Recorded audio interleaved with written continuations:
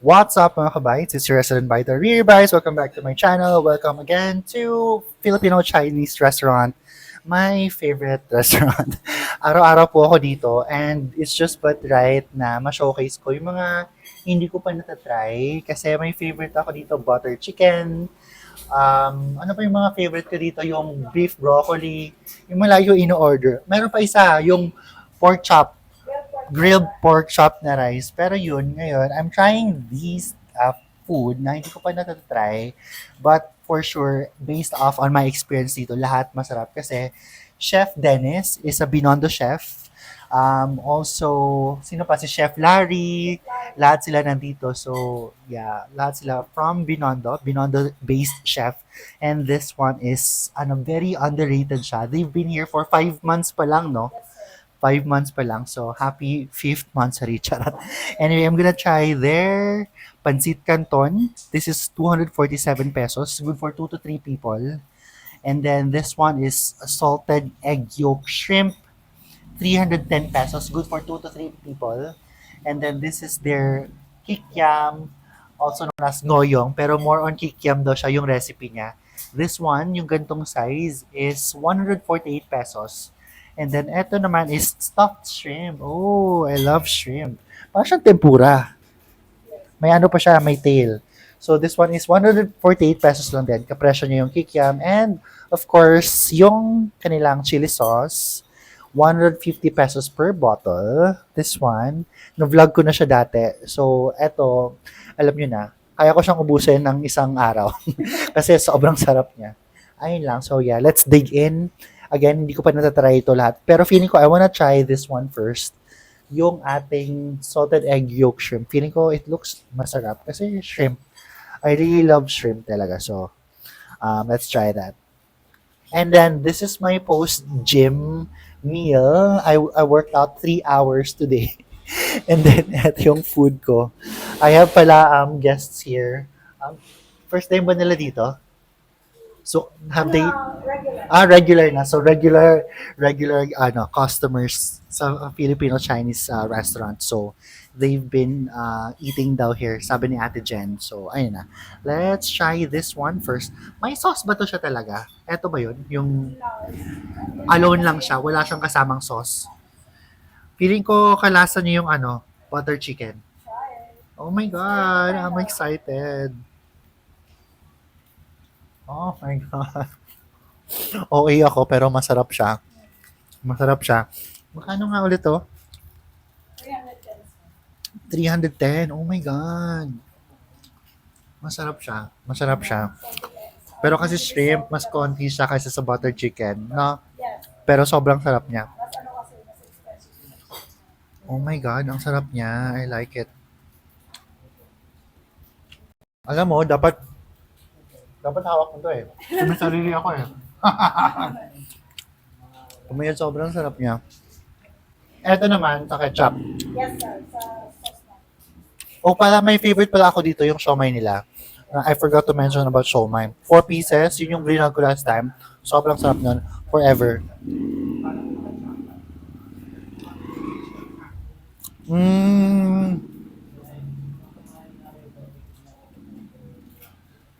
Ano ba to? Shrimp din to eh. Stuffed shrimp. Stuffed shrimp. Mas gusto ko to. Kesa dito. Ano siya? Ito kasi mix siya ng may flavor siya ng shrimp.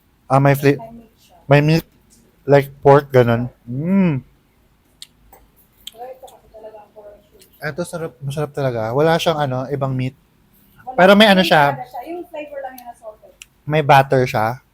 Yung parang flour, May konti. konting flour. Ayun na, medyo kinood siya.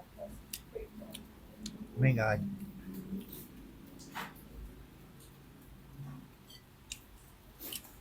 And then, kikiam. Etong kikiam naman, na-try ko na to last time pa lang. I think this one is better than this. Kapresyo lang niya to eh. 148, di ba? Yes, sir.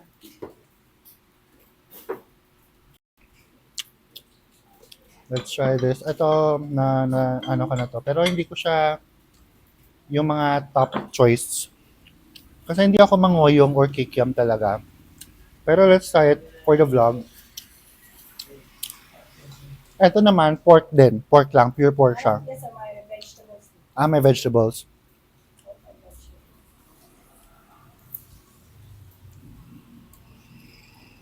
Ito mas gusto ko kaysa dito. Mas gusto ko to. Oo. Na-try ko na to last time eh. yung yam. Oo. Anong kaibahan niya sa ngoyong na original ngoyong? Kasi nakita ko sa yung ngoyong sa Cebu, iba yung itsura eh. Yun sa, iba yun sa mo, may ano siya, may ubod kasi ng ano yun. Yung parang, anong ubod? More on vegetables. Yung sa Cebu na ngoyong. Tapos may ubod siya sa kuan. Nyog. Nyog, yung parang ano, yung stalk niya. Ano may ubod? Ubod. Yung parang stalk, yung parang stem, yung parang, sa loob niya. oo. Yung inside, ng parang trunk. Yeah, I remember. Kasi farmer yung lola ko. Wait Sa lang. Cebu, iba yung ano. Iba yun eh, iba. Hindi ko nagustuhan yun. Mas gusto ko to. Original mo yata ng ano, gusto ko talaga, di ba? Chinese. Yan. Ayun, sorry. And then, let's try this. First time ko siya try. Parang sobrang dami neto. Try ko siyang ilipat, pero i-chopsticks natin siya. This one naman is called the Pancit Canton, 247 pesos. Sobrang dami niya. Sobrang dami, pero murang-mura lang. For sure, may mga ano pa to. May mga maiuwi pa ako. And then, yun lang. And then, as again, I'm from the gym. Sobrang gutom ko after every workout. So, eto naman. Ayoko siyang madumihan kasi hindi ko siya kayang ubusin eh. Parang kailangan ko ng isang plato. Oo.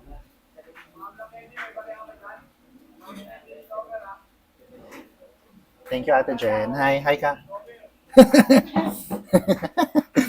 Nahiya si Ate Jen. Hindi naman yan mahihain. 15K yan sa TikTok eh. Follow niyo yung page ng FCR sa TikTok. Ang sobrang daming followers ni Ate Jen. Nahiya yung 5,000 ko. 15K yan si Ate Jen eh. Wait lang. And if you haven't seen my first vlog dito sa Filipino-Chinese restaurant, just check the link sa baba. May description po ako dun sa aking video and also how to contact them. Andito lang po lahat ng mga contact details sa baba. I-review nyo lang po siya. Basahin nyo. Andyan yung pati yung mga presyo ng mga kinain ko ngayon and lahat ng kanilang mga information makikita nyo dyan sa baba. Pwede ko din ilagay actually yung buong menu sa baba kung gusto nyo. Tingnan nyo lang yung description. Ayan. Oh my God. Pag ito hindi masarap Char. Gawa mo to, chef? Ay, perfect. Chef Dennis. Walang kalamansi muna. After nyan, maglagay tayo ng kalamansi. Compare natin. Wow. I like it. Hindi ako mahilig sa pansit talaga. Pero masarap siya.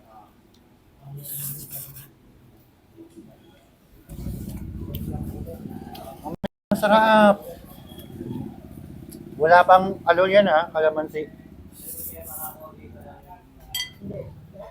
Masarap. Gusto ko siya. Ano nga ulit to? Pansit Canton lang. Pansit Canton. Kahit, ang daming meat sa ilalim May surprise pala sa ilalim to. May mga shrimp din siya. May fish? Fish balls. Try natin with kalamansi.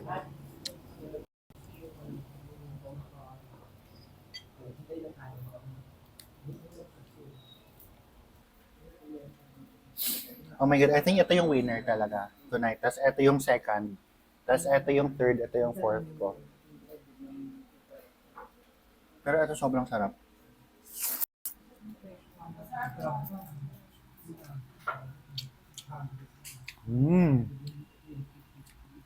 Okay din naman siya with kalamansi. Pero kahit nung wala pang kalamansi, masarap na siya Kasi may pepper. May pepper, no? Ang sarap ng pepper niya.